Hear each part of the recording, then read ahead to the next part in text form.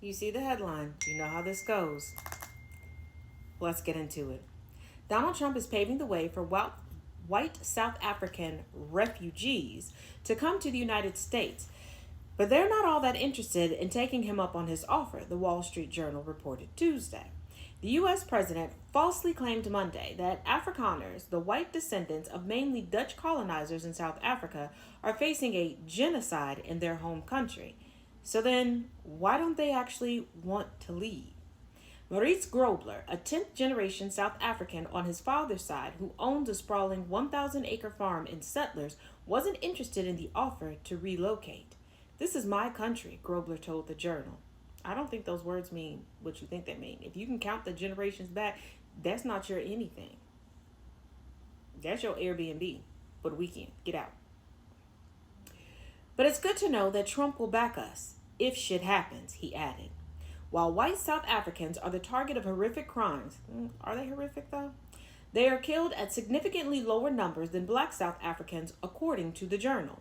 White people account for roughly 7% of South Africa's population of 63 million people, and of that number, Afrikaners make up about 2/3, so roughly 3 million people in total. Despite having a vastly smaller population, white commercial farmers, the majority of whom are Afrikaners, still possess about half of the country's land and produce a whopping 90% of its agricultural products. In 2024, South Africa's agricultural exports were worth a record $13.7 billion. Afrikaners have therefore maintained a hefty chunk of the nation's wealth. Only 1% of white South Africans live in poverty compared to nearly 2/3 of black South Africans. This accumulated land and wealth is a direct result of systemic historical racial oppression under South African apartheid. Despite one Trump official's claim that white South Africans have been given an exception to Trump's refugee ban because they would be supposedly easier to assimilate into the majority white U.S. population than refugees from other countries, Grobler said that the cultural differences was still too great. I don't want to speak English for the rest of my life, Grobler said.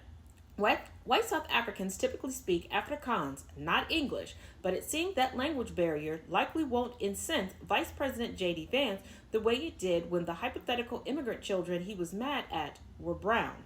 Grobler told the Journal that politicians seek power and money and get it through playing the race card and hammering on historic events. South Africans on the ground will be able to move forward together if politicians get out of the way and go do their bloody jobs, he added.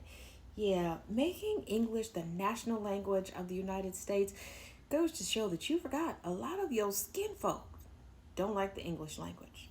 And that's not their first language either.